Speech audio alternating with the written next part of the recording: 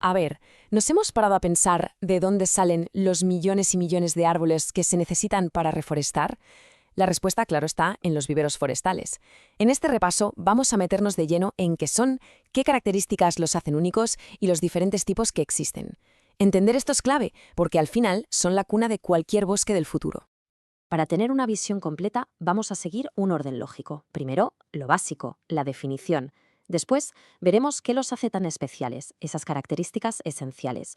Y a partir de ahí, nos metemos a clasificarlos según tres ejes: su duración, cómo producen las plantas y, por último, para qué lo hacen. Venga, pues empezamos por la base de todo.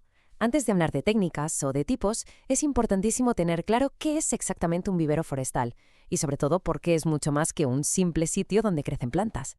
La definición técnica es muy clara y directa. Un vivero forestal no es un jardín, ni un huerto, ni un cultivo agrícola. Su único, y repito, único propósito es producir plantas para repoblar. Esto quiere decir que todo el proceso, desde que se elige la semilla, está pensado con un solo objetivo en mente: que esa planta sobreviva y prospere en un entorno forestal. Y para hablar con propiedad hay que diferenciar bien estos dos términos. La plántula es, por así decirlo, el bebé, la planta recién germinada en sus primeras fases. El plantón, en cambio, ya es el joven que ha sido criado y preparado en el vivero, endurecido y listo para enfrentarse a su destino en el terreno definitivo.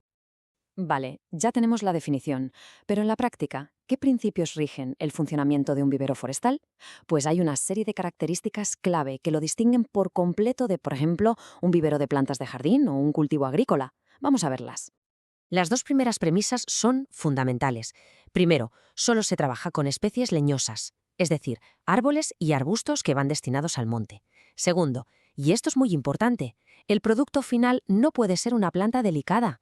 Tiene que ser un ejemplar robusto, fuerte, preparado genéticamente para salir adelante con el mínimo mantenimiento posible una vez plantado. Justo lo contrario a una planta ornamental. Las siguientes características tienen que ver con la operatividad y la economía del vivero. Por un lado, lo normal es que se cultiven muchas especies distintas, aunque hay excepciones como los chopos que suelen requerir viveros muy especializados. Y por otro, la densidad de cultivo es máxima. Se producen miles, a veces millones de plantas en un espacio muy reducido.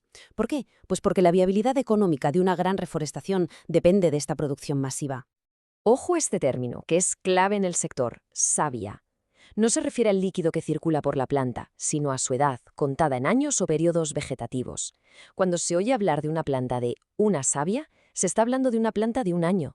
Es la manera estándar de clasificar la edad y, por tanto, el ciclo de producción. Aquí la calidad no es negociable. Por eso, el control es total en cada una de las fases. Y esto nos lleva a la última característica. El ciclo de producción está muy marcado por las estaciones del año. Hay momentos muy concretos para la siembra, otros para el crecimiento y otros para el endurecimiento, que es la fase final en la que se prepara a la planta para su envío al monte. Y aquí está la razón de ser de tanto control: evitar las marras. Una marra es un fracaso. Es una planta que muere después de haberla plantado. Y reponer esas plantas es caro y retrasa todo el proyecto. Por eso, la calidad que se consigue en el vivero es directamente proporcional al éxito de la reforestación y, claro, a la reducción de estas pérdidas.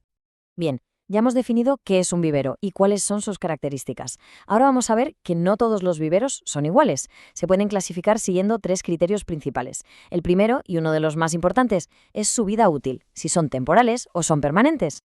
La diferencia es de concepto. Los viveros permanentes son infraestructuras pensadas a largo plazo, con una inversión grande que dan servicio a toda una comarca o región. En cambio, los temporales, que también se llaman volantes, son una solución más táctica. Se montan cerca de un proyecto de reforestación concreto, muchas veces en zonas de difícil acceso, para minimizar el transporte y aclimatar la planta al sitio exacto. Lógicamente, la inversión es mucho menor y su vida útil se limita a la del proyecto. El segundo gran criterio para clasificar un vivero tiene que ver con cómo se cultiva la planta, y esta es probablemente la distinción más importante a nivel técnico. La elección entre producir a raíz desnuda o en contenedor lo cambia absolutamente todo en la operativa del vivero. Aquí tenemos las dos grandes filosofías. El cultivo a raíz desnuda se hace directamente en el suelo del vivero. Es el método tradicional. Suele necesitar menos inversión inicial y se adapta muy bien a la mecanización a gran escala. Por otro lado, el cultivo en contenedor usa recipientes individuales con sustraquios artificiales. Esto permite un control casi total del desarrollo de la raíz, aunque la inversión de partida pueda ser más alta. Como su propio nombre indica, en el método a raíz desnuda, las plantas crecen en grandes bancales de tierra. Cuando llega el momento de sacarlas para enviarlas al monte, se extraen y las raíces quedan al aire, expuestas. De ahí el nombre. Es un sistema muy eficiente para especies de hoja caduca y permite producir volúmenes enormes a un coste muy ajustado. La alternativa es el contenedor. Cada planta crece en su propio espacio, en su alvéolo, con un sustrato diseñado a medida.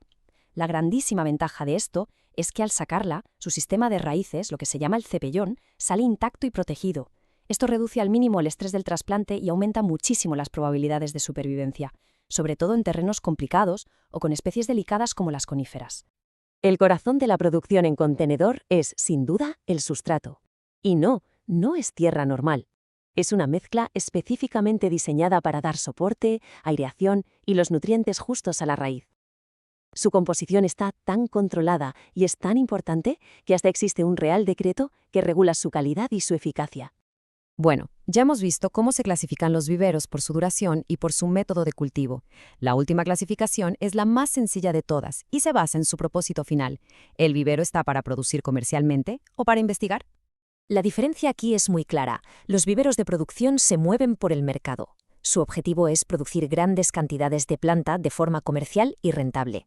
Los viveros de investigación, por el contrario, son como laboratorios vivos. Su meta es el estudio técnico y científico, probar nuevas especies, mejorar las técnicas de cultivo, investigar sobre plagas.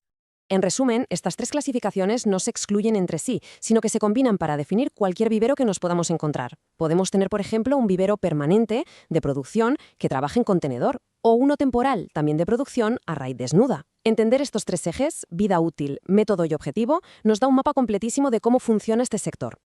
Y para terminar, una reflexión para que le demos una vuelta. Pensemos en cómo se aplican estas decisiones en el mundo real. Para una montaña lejana con un clima duro y árido, ¿qué combinación de viveros elegiríamos? Y para una gran llanura accesible y fácil de trabajar. La respuesta correcta a esa pregunta es ni más ni menos la diferencia entre un futuro bosque y un proyecto fallido. A ver, pensemos en un bosque. No aparece de la nada, ¿verdad? Detrás de cada árbol que vemos en una reforestación exitosa hay un trabajo invisible, una estrategia que empieza mucho antes de que la primera semilla toque la tierra. Hoy vamos a profundizar en la pieza clave de todo ese proceso, la planificación de un vivero forestal. Entonces, la gran pregunta es, ¿cómo se garantiza que una reforestación funcione? Y la respuesta no es la suerte, es una cadena de decisiones muy precisas que arranca en un único lugar, el vivero. La calidad de la planta que sale de allí es, sin duda, el primer eslabón y el más crítico para el futuro de ese bosque.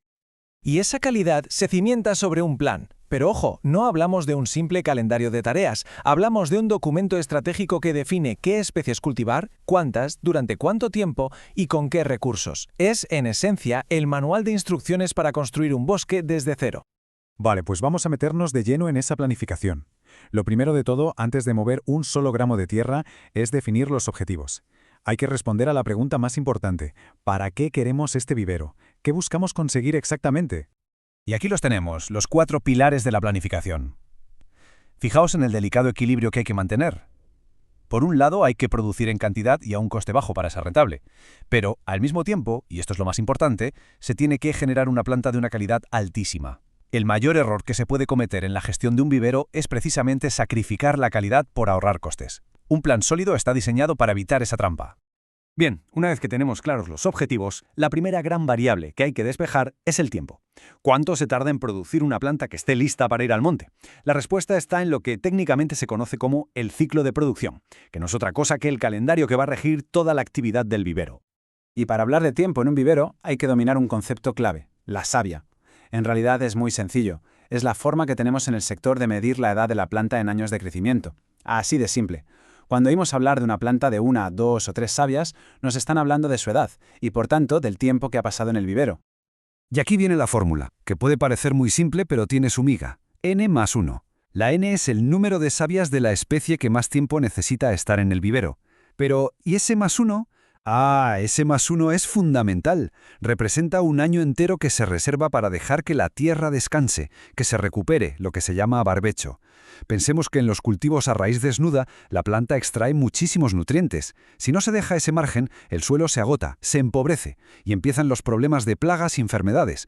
Así que ese año extra es en realidad una inversión en la salud a largo plazo del vivero. Vale, ya tenemos el cuándo. Ahora vamos a ver el quién. Porque claro, no es lo mismo planificar un vivero si detrás hay una empresa privada que si lo impulsa la administración pública. Los objetivos y por tanto el plan cambian radicalmente. Aquí la diferencia es abismal. Un vivero privado, lógicamente, se mueve por las reglas del mercado. Busca rentabilidad, ser competitivo, responder a una demanda concreta. En cambio, un vivero público juega en otra liga. Su objetivo es estratégico. A lo mejor se dedica a producir especies clave para la conservación, a investigar nuevas técnicas o asegurar que haya material genético de calidad para proyectos de reforestación en toda una región. Y ojo, que dentro de la administración pública también hay matices. Los viveros provinciales suelen tener un enfoque muy local, muy pegado al terreno, produciendo las especies que mejor funcionan en esa zona concreta y haciendo una labor de divulgación. Los autonómicos, sin embargo, tienen una perspectiva mucho más amplia. Son los que coordinan, los que investigan a mayor escala y, sobre todo, los que custodian el material forestal de reproducción de toda la comunidad autónoma. Pero da igual que sea público o privado. Al final, todos llegan a la misma pregunta del millón. ¿Cuántas plantas tenemos que producir? Y este número no se puede sacar de la chistera. De esta cifra depende el tamaño de todo, las instalaciones, la inversión, el personal que se necesita. Acertar aquí es sencillamente vital para el proyecto. Es que calcular esa demanda es casi un trabajo de detective. Primero hay que mirar el mapa y valorar cuántas superficies se podría llegar a repoblar. Después, analizar qué especies son las que más se piden o se necesitan para esos terrenos. Luego, decidir la tecnología. ¿Producimos a raíz desnuda o en contenedor? Y finalmente, por supuesto, hay que mirar a los lados. ¿Qué está haciendo la competencia? ¿Dónde está nuestro hueco en el mercado? Y para que nos hagamos una idea de la escala de la que estamos hablando, aquí va un dato clave: unas 250.000 plantas al año. Ese es más o menos el umbral a partir del cual un vivero que produce planta de 1 o 2 años empieza a ser rentable. Esto ya nos dice que no estamos hablando de un jardín, ¿eh? Es una operación a escala industrial. De hecho, los viveros permanentes más grandes pueden llegar a mover entre 1 y 3 millones de plantas cada año. Una auténtica barbaridad. Y con todo esto, con los objetivos, el tiempo, el volumen, llegamos al corazón del asunto, a la razón de ser de toda esta planificación. Y esa razón es una sola palabra: calidad. Porque de nada sirve plantar millones de árboles si luego no sobreviven. Es tirar el dinero, el tiempo y el esfuerzo. Y cuando hablamos de calidad, ¿a qué nos referimos exactamente? Pues esta es la definición profesional, y es muy importante entenderla bien. La calidad no es que la planta parezca bonita, es su capacidad real de aguantar el shock tremendo que supone el trasplante, y una vez en su sitio definitivo, ser capaz de sobrevivir y crecer en un entorno que a menudo es hostil. Es un concepto de pura funcionalidad. Hay una frase que lo resume todo a la perfección. Una planta puede tener un aspecto fantástico por fuera en lo que vemos, pero eso no garantiza para nada que su sistema de raíces sea igual de bueno. Y ahí está el kit de la cuestión. La verdadera calidad, la que marca la diferencia entre la vida y la muerte de esa planta, está bajo tierra. Un buen plan de vivero se obsesiona con ese equilibrio entre lo que se ve y lo que no se ve. Claro, porque la calidad no es un todo o nada, se compone de, como mínimo, 4 dimensiones. Primero, la genética, que la semilla venga de un lugar con un clima parecido al de destino, que esté adaptada. Segundo, la morfológica, que es lo que vemos: una buena altura, un tallo fuerte. Tercero, la fisiológica, que es como su motor interno, las reservas de energía que tiene para aguantar el tirón del trasplante. Y por último, la sanitaria, que la planta esté limpia, sin plagas ni enfermedades que pueda llevarse al monte. Un plan bien hecho tiene que controlar estas 4 áreas. Al final, todo el esfuerzo se dirige a conseguir lo que la normativa denomina calidad cabal y comercial. Esto no es una etiqueta de marketing, es un estándar oficial, una especie de certificado que garantiza que esa planta cumple unos mínimos de desarrollo, de salud y sobre todo de potencial de supervivencia. Es la prueba de que el plan ha funcionado como debía. Y así cerramos el círculo. Vemos que la planificación de un vivero es mucho más que números y calendarios. Es en el fondo una apuesta de futuro. Es la herramienta que tenemos para diseñar y construir los bosques del mañana. Bosques que ojalá sean más fuertes y resilientes. Así que la pregunta final no es solo cómo planificar, sino qué tipo de futuro forestal queremos construir con esos planes. Elegir dónde poner un vivero forestal. Bueno, esto es una de esas decisiones que marcan la diferencia entre que un proyecto triunfe o directamente se vaya al traste. Entonces, ¿cómo se da con ese sitio perfecto? Pues hoy vamos a meternos de lleno en el proceso profesional. Vamos a ver paso a paso cómo se toma esta decisión, que es sin duda fundamental. Muy bien, pues vamos a empezar con la idea principal, la que vemos aquí. Para un vivero forestal, la ubicación no es que sea importante, es que lo es todo. Como dice la cita, de ella depende desde la gestión del día a día hasta que los números salgan a final de año, o sea, la viabilidad económica del proyecto entero. Entonces, la pregunta es clara. ¿Cómo se pasa de tener un mapa lleno de opciones a señalar un único punto y decir, es aquí? Pues en los próximos minutos vamos a seguir ese proceso, el método que usan los expertos, diferenciando muy bien entre los factores que son, digamos, innegociables y los que nos ayudan a afinar la elección final. Lo haremos siguiendo una estructura muy clara, en 4 partes. Empezaremos por lo más básico y, desde luego, lo más importante, los elementos que nos dirán si un vivero puede o no puede sobrevivir ahí. Pero antes de ponernos a mirar terrenos, hay una pregunta fundamental que lo condiciona todo. ¿Vamos a producir planta a raíz desnuda o en contenedor? Porque, como vamos a ver ahora, el método de producción cambia por completo las reglas del juego a la hora de valorar las condiciones de un sitio. Y aquí está la clave de todo. Fijaos en la diferencia. Producir a raíz desnuda significa que se juega en el campo de la naturaleza. Se depende al 100% del suelo y del clima que te encuentres. El terreno es el que manda. En cambio, si producimos en contenedor, la cosa cambia. Ahí ya entran en juego los sustratos preparados, los invernaderos, se tiene mucho más control y por tanto más flexibilidad. No se está tan atado a las condiciones del lugar. Venga, pues vamos con nuestro primer filtro, el más duro y el más importante. Incluye 6 factores que sencillamente o se cumplen o no hay vivero, así de claro. Hay que pensar en estos 6 factores como una lista de requisitos imprescindibles. Un sitio candidato tiene que aprobarlos todos, sin excepción. Si falla en uno solo, da igual lo bueno que sea en los otros 5, el proyecto se considera inviable desde el punto de vista biológico y se descarta. Sin más.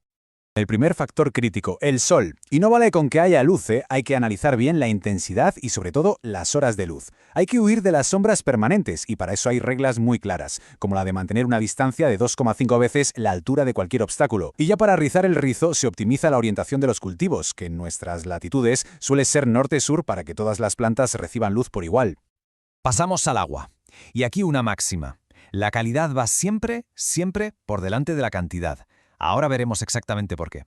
A ver, esta tabla es oro puro. Nos marca las líneas rojas, los límites que de verdad no se pueden cruzar. Si por ejemplo tenemos una conductividad eléctrica por las nubes, o demasiado sodio o cloro, nos enfrentamos a 2 problemas gravísimos. Por un lado, la toxicidad directa, vamos que se envenena la planta. Y por otro, algo muy curioso que se llama sequía fisiológica. ¿Y qué es esto? Pues es cuando el suelo está empapado, pero el agua tiene tanta sal que la planta es incapaz de absorberla. Es literalmente como morir de sed rodeado de agua. ¡Tremendo! Siguiente punto, el clima. La temperatura es, por así decirlo, el motor del crecimiento. La mayoría de las especies con las que trabajamos se sienten cómodas en este rango, entre 18 y 30 grados. Si hace más frío o más calor, el crecimiento se frena en seco o directamente se para. Y eso, claro, acorta el tiempo que tenemos para producir. Y ojo, que la temperatura no solo depende del clima general, también del relieve. Hay que tener un cuidado enorme con los fondos de valle. Por la noche, el aire frío, que pesa más, baja y se queda ahí estancado, como en una piscina. Es lo que se conoce como inversión térmica, y es una trampa mortal para las plantas, una auténtica fábrica de heladas que te puede arruinar la producción. La propia altitud ya nos pone unos límites muy claros. ¿Por qué? Pues sobre todo para evitar que el periodo de crecimiento sea demasiado corto y para reducir el riesgo de heladas muy fuertes o, peor aún, heladas a destiempo, que son devastadoras. Y con esto llegamos al último factor crítico, el suelo. Y si estamos pensando en producir a raíz desnuda, esto no es un factor más, es la base de todo el proyecto. Y aquí, atención, porque esta es una de las ideas más importantes de todo este análisis. A la hora de elegir un terreno, nos tenemos que fijar en su física, no en su química. Repito, la física es lo que manda. ¿Y por qué? Muy sencillo, porque cambiar la textura, la profundidad o la estructura de un suelo es una obra de ingeniería, carísimo y a veces directamente imposible. Sin embargo, la química se puede arreglar. Un pH bajo, falta de nutrientes, eso se puede corregir con fertilizantes, con enmiendas, es manejable, pero la física del suelo, esa es la que es. Y esta es la textura soñada, un suelo franco, es el equilibrio perfecto. Tiene la arena suficiente para que drene bien y las raíces respiren, pero también la cantidad justa de limo y arcilla para que no se seque enseguida y pueda retener el agua y los nutrientes. Es, digamos, el suelo ideal para que las raíces se desarrollen a gusto. Bueno, pues una vez que tenemos una o varias ubicaciones que han pasado este examen tan duro de los 6 factores críticos, es hora de pasar al segundo filtro para decidir cuál es la mejor de todas. A ver, si hemos llegado hasta aquí es porque ya sabemos que la planta puede crecer bien en esos sitios. Ahora toca pensar en el negocio, en la eficiencia, en la rentabilidad.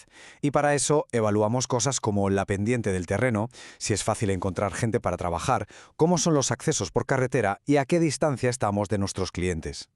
Por ejemplo, la topografía. Lo ideal es una pendiente muy suave, por debajo del 2 al 5%. Esto lo hace todo más fácil. El riego, pasar con el tractor, se evita la erosión. Pero claro, de nada sirve un terreno plano si luego los camiones no pueden llegar o si los tenemos que mandar a la otra punta del país. Y un factor que a veces se olvida y es crucial, la mano de obra. ¿Hay gente en la zona con experiencia para los picos de trabajo? Porque un sitio perfecto sin nadie que trabaje en él no sirve para nada. Perfecto, pues vamos a resumir un poco cómo todo este proceso nos va guiando, como si fuera un embudo, hacia la mejor decisión posible. La idea es esta. Empezamos con un área muy grande y aplicamos el primer filtro, el de los factores críticos. ¡Pum! Descartamos todos los sitios donde la planta no sobreviviría. Con los que quedan, aplicamos el segundo filtro, el económico y logístico. Y así nos vamos quedando con el que ofrece el mejor equilibrio entre todo. Es un proceso que garantiza que la elección final sea sólida, tanto biológica como empresarialmente. Y esto nos lleva a una última reflexión. La realidad es que el sitio perfecto, el que cumple todo al 100%, casi nunca existe. Así que la verdadera maestría está en saber qué limitaciones son asumibles, qué problemas se pueden solucionar con dinero o tecnología y cuáles, por el contrario, son barreras insalvables que nos obligan a buscar otro lugar.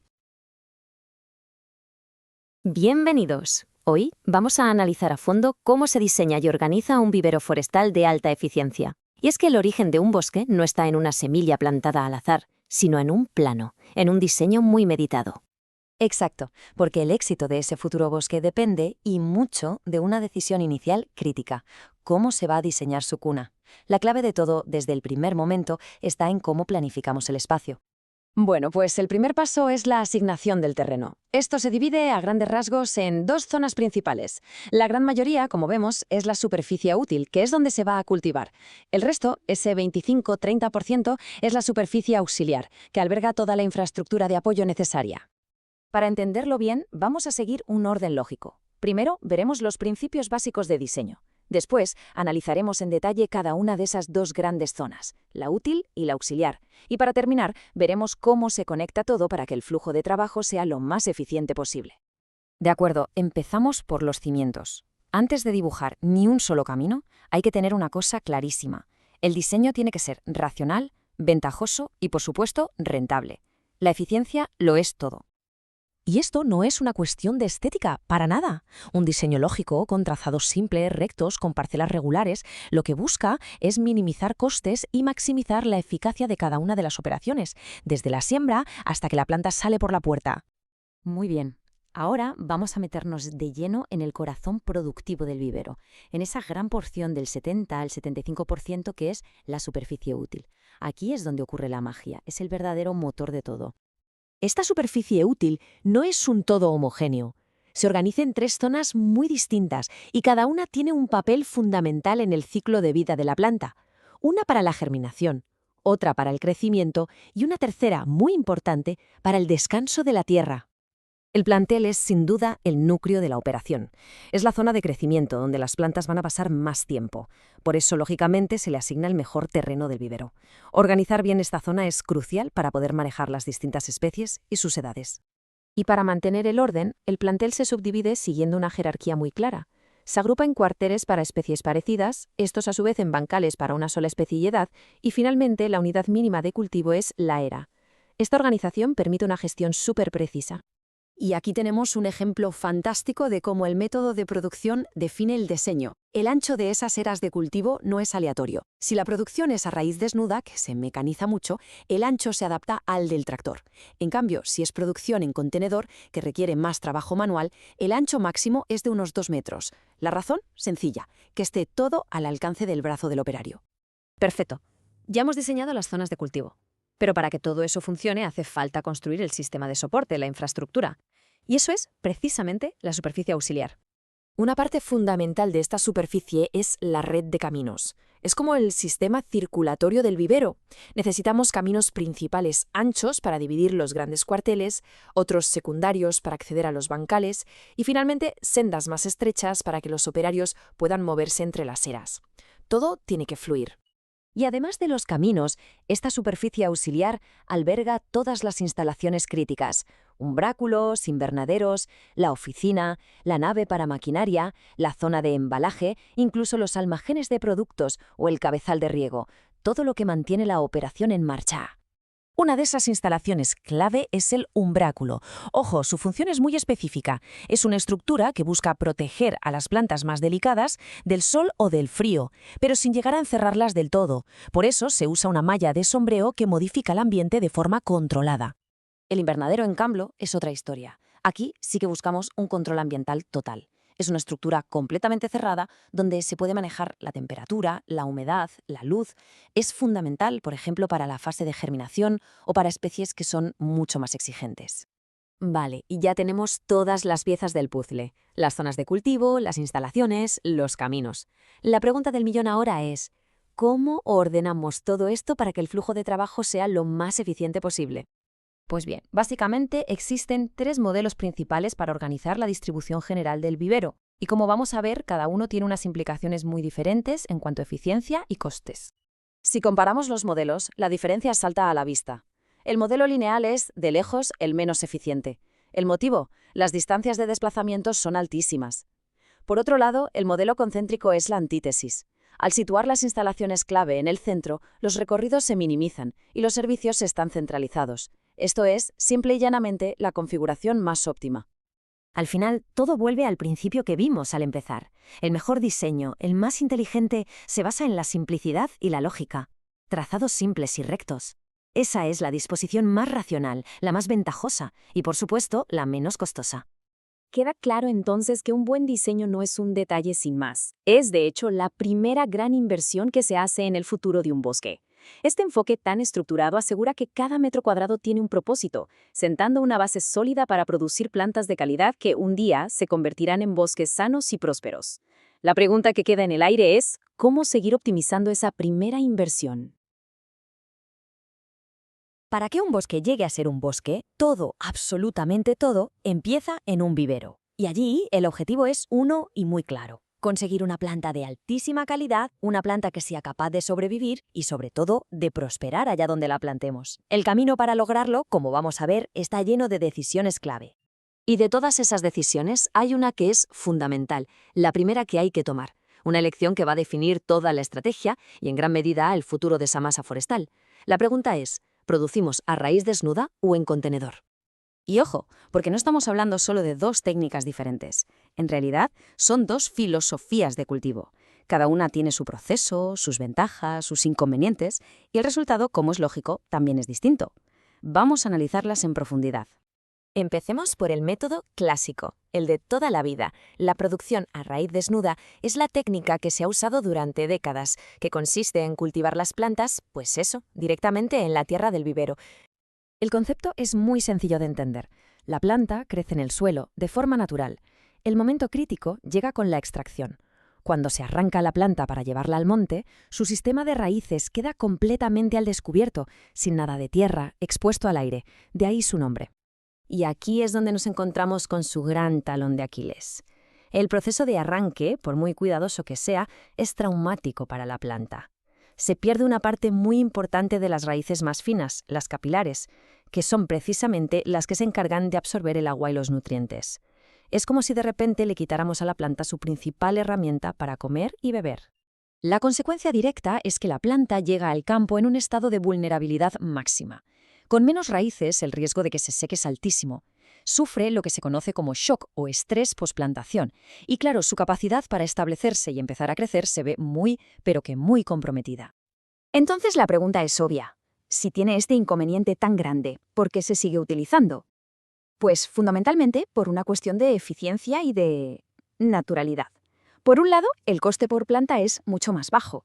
Además, todo el proceso, desde el transporte a la plantación, se puede mecanizar a gran escala. Y por otro lado, un punto muy importante, la raíz se desarrolla libremente, sin las paredes de un contenedor, lo que evita posibles deformaciones. Vale, pues pasemos ahora a la alternativa, un método que, de hecho, nació precisamente para dar una solución a los problemas que acabamos de ver en el sistema a raíz desnuda. Aquí el planteamiento es totalmente distinto. Cada planta crece en su propio recipiente, con un sustrato técnico preparado a medida. Y la palabra clave, la que lo cambia todo, es cepellón. El cepellón es esa masa compacta que forman las raíces junto con el sustrato. La gran ventaja es que este cepellón no se toca, permanece intacto desde el vivero hasta el hoyo de plantación. De hecho, que este método se popularizara en España a finales de los 70 no fue ninguna casualidad. Fue una respuesta directa a los fracasos que se veían con la planta a raíz desnuda en muchas de nuestras repoblaciones, con climas muy duros y sequías estivales. El cepellón era sencillamente la garantía que se necesitaba para proteger la raíz y mejorar la supervivencia. Pero cuidado, los contenedores forestales actuales son auténticas piezas de ingeniería, no son simples macetas. Fijaos en el diseño. Primero, tienen unas nervaduras internas que obligan a las raíces a crecer hacia abajo y evitan que se enrollen en espiral. Segundo, el agujero del fondo permite que la punta de la raíz principal asome y entre en contacto con el aire. Y aquí viene lo bueno, el tercer paso, un proceso llamado autorrepicado aéreo. La punta de la raíz se seca, deja de crecer, y esto provoca que la planta genere un montón de raíces secundarias. El resultado es un sistema radicular muchísimo más denso y fibroso.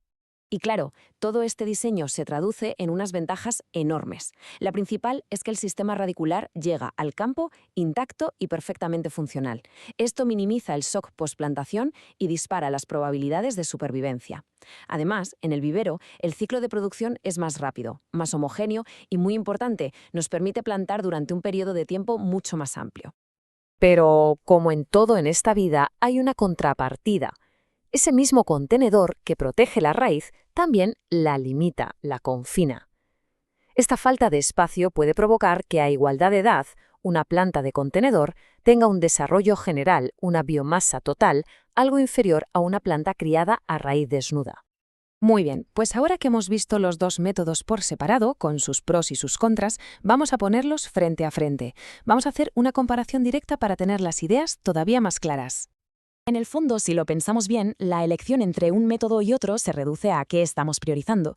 El método a raíz desnuda pone el foco en la rentabilidad, en minimizar el coste por planta. En cambio, el método en contenedor lo que prioriza por encima de todo es el éxito biológico, es decir, maximizar las probabilidades de que la planta sobreviva. Esta tabla lo resume todo a la perfección. Fijaos en las relaciones.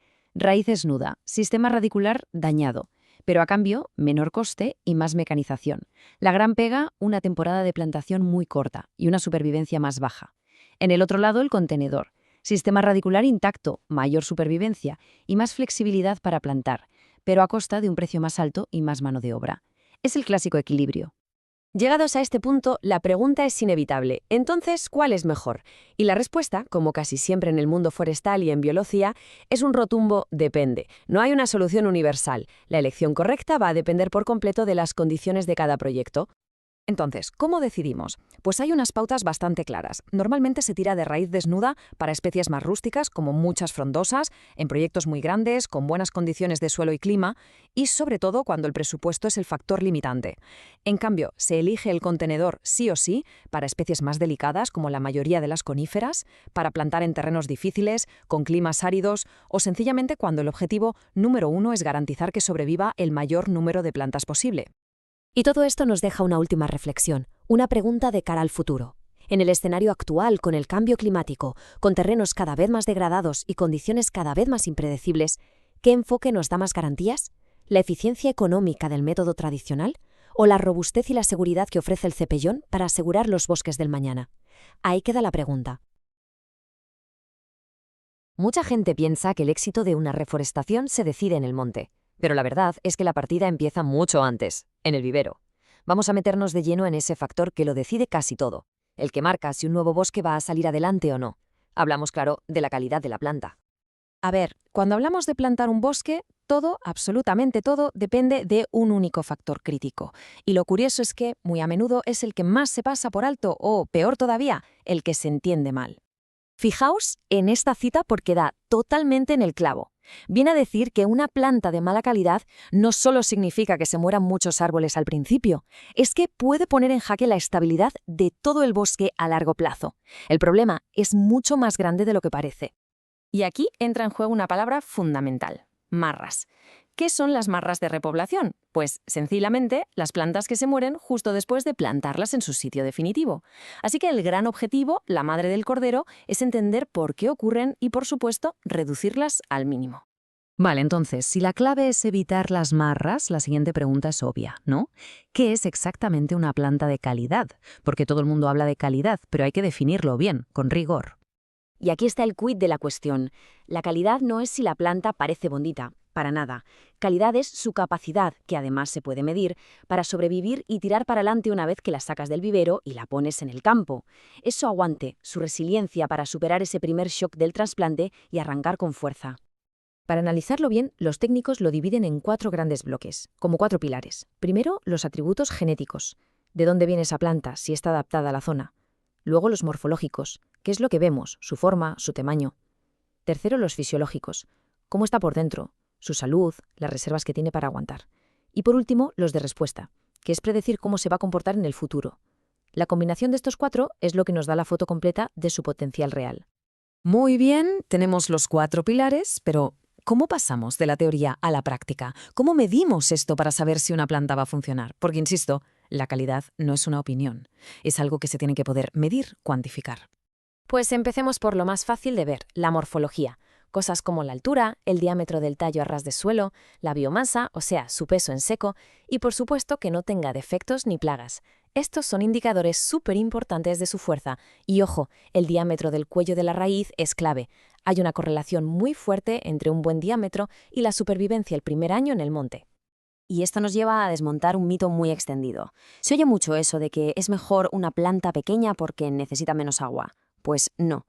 La realidad demostrada en un montón de estudios es que las plantas más grandes, más robustas, suelen sobrevivir y crecer mucho mejor. ¿Por qué? Pues porque tienen más reservas acumuladas para superar el trauma del trasplante. Los datos mandan. Claro, para que todo esto no sea un «a mí me parece», tiene que haber unas reglas del juego. Y las hay. En España y en la Unión Europea tenemos un Real Decreto, el 289/2003, que define lo que se considera calidad cabal y comercial. Y esto no es una sugerencia, esto es la ley. Y la ley es muy específica. Nos dice qué defectos hacen que una planta directamente no se pueda vender. Por ejemplo, si tiene heridas, si le falta la yema principal para seguir creciendo, si tiene varios tallos en vez de uno, o, y esto es importantísimo, si tiene el sistema de raíces deformado. Cualquiera de estas cosas significa que sus posibilidades de sobrevivir son muy, muy bajas. Pero no se queda ahí. La normativa va al detalle y establece unos mínimos de altura y diámetro para las especies más comunes. Para un pino carrasco de 1 año, por ejemplo, te dice que tiene que medir al menos 12 centímetros de alto y tener 2,5 milímetros de diámetro. Para una encina, 15 y 4. Esto da una referencia objetiva, medible, tanto para el que produce como para el que compra. Bien, hasta aquí hemos hablado de biología, de técnica, pero claro, producir plantas con esta calidad tiene un coste. Y aquí entramos en la otra parte fundamental, los criterios técnico-económicos, porque un vivero, al final, tiene que ser viable. Es un negocio. Antes de montar un vivero o para que funcione bien, hay que hacer un estudio de viabilidad muy serio. Primero, analizar la demanda. ¿Hay mercado? Segundo, planificar la capacidad. ¿Cuántas plantas? ¿De qué especies? Tercero, mirar a la competencia. Y por último, el análisis de costes y beneficios. Es hacer números para ver dónde está la rentabilidad y qué riesgo se asume. Si miramos los costes de un vivero, vemos que se reparten en grandes grupos. Casi la mitad, un 40%, se va en gastos de capital. El terreno, los invernaderos. Luego, un 25% es personal. El material fungible, sustratos, bandejas, fertilizantes, es otro 20%. Y el resto son servicios generales. Gestionar bien estas 4 áreas es fundamental para ser competitivo. Al final, el objetivo de cualquier vivero es este: conseguir la máxima calidad posible pero con el menor coste de producción que se pueda. Suena fácil, ¿verdad? Pues es un equilibrio súper delicado. Bajar costes a lo loco te lleva a bajar la calidad, y eso es pan para hoy, hambre para mañana, porque las reforestaciones fracasarán. Es la clave de la sostenibilidad, tanto del negocio como de los bosques. Pero la cosa no acaba en la economía. Hoy en día, un vivero moderno no puede mirar solo los números, también tiene que operar bajo unos estándares de gestión de calidad y, muy importante, de responsabilidad con el medio ambiente. Y para eso existen las normas ISO, que muchos viveros adoptan de forma voluntaria. Por un lado, tenemos la ISO 9001, que se centra en la gestión de la calidad, en asegurar que el producto cumple lo que promete, y por otro, la ISO 14000, que va de gestión ambiental, controlar los impactos, cumplir la legislación, ser sostenibles. Es una forma de decir hacemos las cosas bien y lo podemos demostrar. Y todo esto nos lleva a una última reflexión, una pregunta que queda en el aire.